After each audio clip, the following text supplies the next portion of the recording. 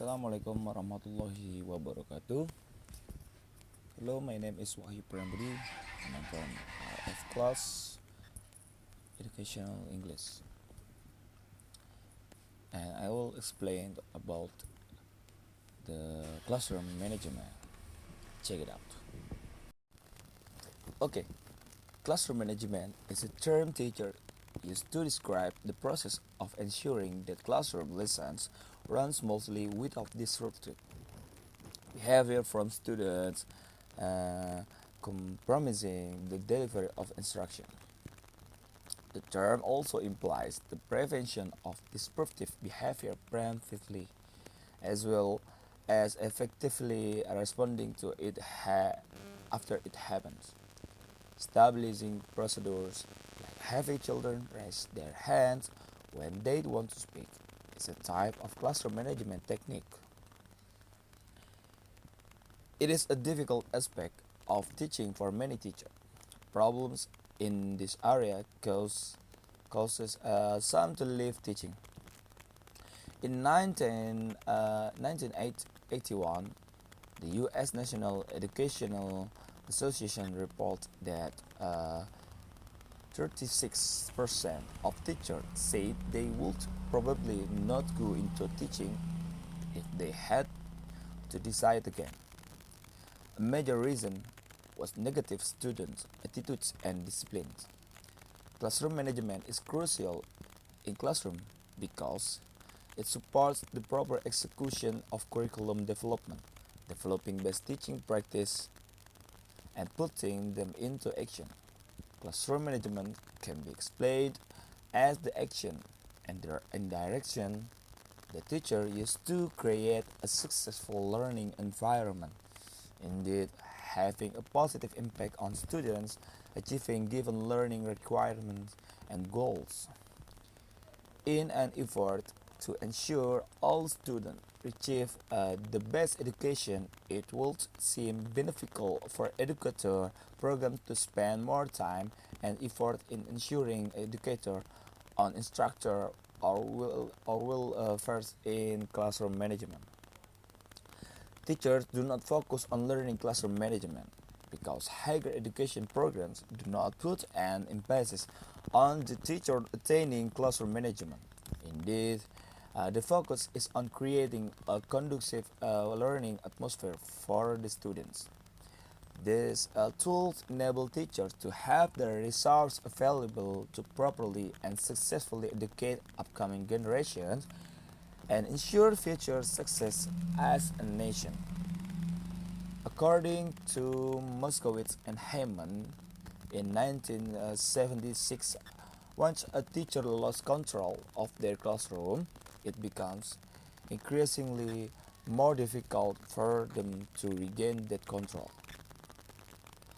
Also, research from Berliner in 1688 and Brophy and Good in 1986 shows that the time a teacher must take to correct misbehavior caused by poor classroom management skills results in a lower rate of academic engagement in the classroom.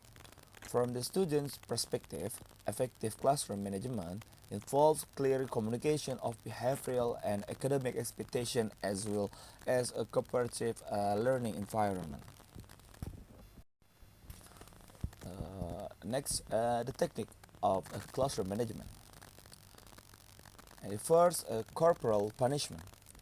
Until recently, corporal punishment was widely used as a means of controlling disruptive behavior, but it is now illegal in most schools. It is still advocated in some contexts by religious leaders such as James Dobson, but his views differ sharply from those recommended by contemporary mainstream experts and are not based on empirical testing, but rather are a reflection of his faith-based belief. According to studies, taboo physical punishment like spanking or procedures used in Asia in the classroom such as standing, do not make students or children more aggressive. Consistency seems to play a greater role on whether outcomes could be negative. Corporal punishment is now banned in most schools in the United States and in the most developed countries. Although its effectiveness was never proven, the punishment was very disproportionately met.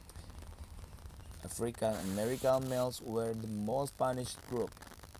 In a study conducted in 2006, 70.1% of students who experienced corporal punishment were African Americans and 78.3% of total students were males. And the next, a good teacher-student relationship. Some characteristics of having good teacher-student relationship in the classroom involves the appropriate level of dominance, cooperation, professionalism, and awareness of high-need students. Dominance is defined as the teacher's ability to give clear purpose of guidance concerning student behavior and their academics. By creating clear expectation of consequences for student behavior, this builds effective relationships. Such expectation may cover classroom etiquette and behavior group work, seating arrangement, the use of equipment and materials, and also classroom disruption. This expectation should always be enforced with consistency among all students within the class. Inconsistency is viewed by students as unfair and will result in the students having less respect for the teacher. Assertive teacher behavior also ensures those tools and messages are being passed onto the student in an effective way.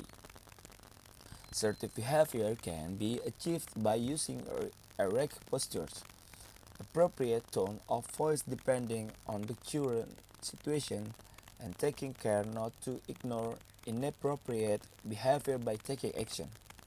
Another great strategy to build a good teacher-student relationship is using inclusive pronouns.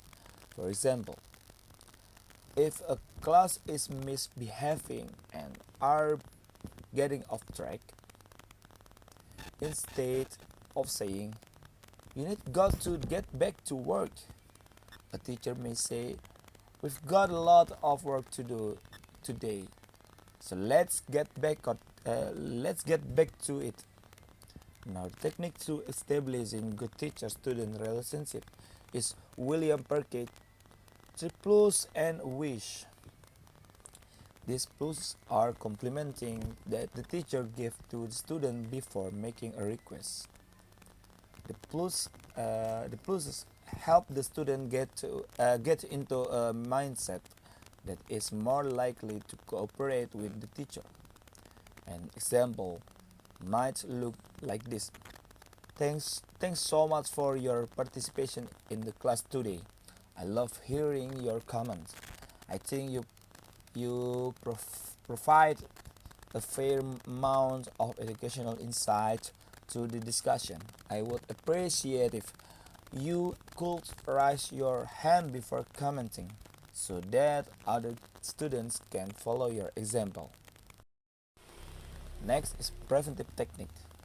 Preventive approaches to classroom management involve creating a positive classroom community with mutual respect between teacher and student. Teacher, using the preventive approach, offer warmth, acceptance, and support unconditionally, not based on a student's behavior. Fair rules and consequences are established, and students are given frequent and consistent feedback regarding their behavior. The blue versus orange card theory. The blue card versus orange card theory was introduced by William Parkey, which suggests that students need supportive and encouraging statements to feel valuable, able, and responsible. Rote discipline, also known as lines. Rote discipline is a sanction used for behavior management. It involves assigning a disorderly student sentence in the class or the classroom rules to write repeatedly. High card and low card. An intervention technique created by William Parkey, used by the teacher that gives students the level of management needed. Low card are a less invasive intervention to address what is happening. Some examples of low card intervention are raising the eyebrow, starting politely at the students, moving closer to the students while continually talking, calling student by name and asking if they are listening. High cards are a strong intervention to address what is happening. Some examples include sending students to principal office, keeping students after school, and calling home. In their introductory text on teaching, Kolchak and Egan explain classroom management in terms of time management. The goal of classroom management to Kolchak and Egan is to not only maintain order but to optimize student learning. They divide class time into four overlapping categories, namely allocated time, instructional time, engaged time, and academic learning time. The first is academic learning time. Academic learning time occurs when students participate actively and are successful in learning activities. Effective classroom management maximizes academic learning time. Allocated time. Allocated time is the total time allotted for teaching, learning, routine classroom procedures, checking attendance, and posting or delivering announcements. Allocated time is also what appears on each student's schedule. For example, introductory algebra or fine arts.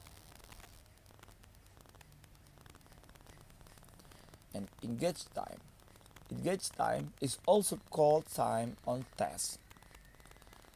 During engaged time, students are participating actively in learning activities, asking and responding to questions, completing worksheets and exercise, and preparing skits and presentation, etc. This is an important part of the school. And the next is instructional time. Instructional time is what remains after routine classroom procedures are complete. That is to say, instructional time is the time wherein teaching and learning actually takes place. Teacher may spend 2 or 3 minutes taking attendance. For example, before their instruction begins, the time it takes for the teacher to do the routine tasks can severely limit classroom instruction. Teacher must get a handle on classroom management to be effective. Okay, thanks for watching. Sorry if I'm wrong to explain the classroom management. And Assalamualaikum warahmatullahi wabarakatuh.